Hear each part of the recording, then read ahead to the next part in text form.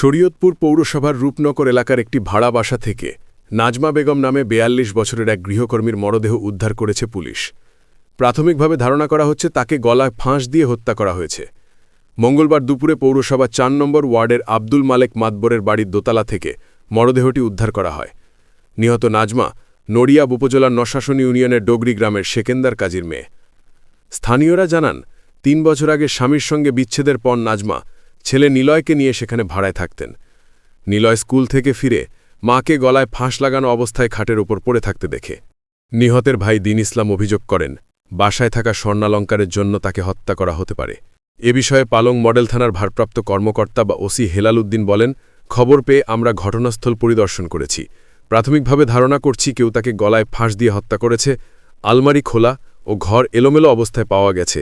আমরা বিষয়টি তদন্ত করছি এবং আইনগত ব্যবস্থা নিচ্ছি।